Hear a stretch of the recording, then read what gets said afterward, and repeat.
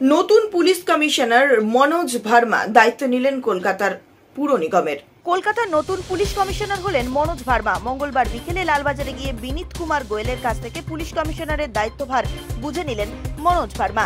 কলকাতার পুলিশ কমিশনারের দায়িত্ব বুঝিয়ে নিয়ে ফটো সেশন পর্ব শেষে মঙ্গলবার বিকেলেই লালবাজার থেকে বিদায় নেন বিনীত কুমার গোয়েল। 1998 ব্যাচের আইপিএস অফিসার মনোজ ভার্মা বর্তমানে ছিলেন রাজ্য পুলিশের এডিজি আইন শৃঙ্খলা পদে।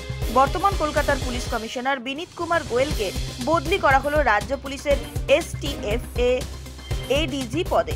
এর পাশাপাশি রাজ্য পুলিশের নতুন এডিজি আইবি পদে এলেন জ্ঞানবন্ত সিং।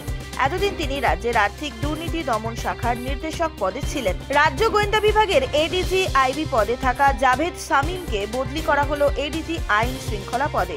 এর আগে জাভেদ শামীম ওই পদে ছিলেন। কলকাতা পুলিশ কমিশনার বিনীত কুমার গোয়েল নন। এর পাশাপাশি কলকাতা পুলিশের নর্থ ডিভিশনের ডেপুটি কমিশনার অভিষেক গুপ্তাকেও বদলি করা হয়েছে রাজ্য পুলিশের EFR second battalion commandant. Kolkata পুলিশের নতুন নর্থ ডিসি পদে এলেন শিলিগুড়ি কমিশনারেট ইস্টের ডেপুটি কমিশনার দীপক সরকার। কলকাতার নতুন পুলিশ কমিশনার মনোজ ভার্মা 2008 সালে জঙ্গলমহল কিষণদের নেতৃত্বে মাও আন্দোলনের সময় তিনি পশ্চিম মেদিনীপুর জেলার পুলিশ সুপার পদে ছিলেন। কিষণজিকে খতম করার সময় মনোজ ভার্মা ছিলেন ইএফআর এর দায়িত্বে। প্রসঙ্গত উল্লেখ করা যেতে পারে, সোমবার কালীঘাটে জুনিয়র চিকিৎসকদের সঙ্গে বৈঠকের পর গভীর রাত্রে সাংবাদিকদের মুখোমুখি হয়ে রাজ্যের মুখ্যমন্ত্রী মমতা বন্দ্যোপাধ্যায় ঘোষণা করেছিলেন কলকাতার পুলিশ কমিশনার বিনীত গোয়েলকে সরানো হচ্ছে।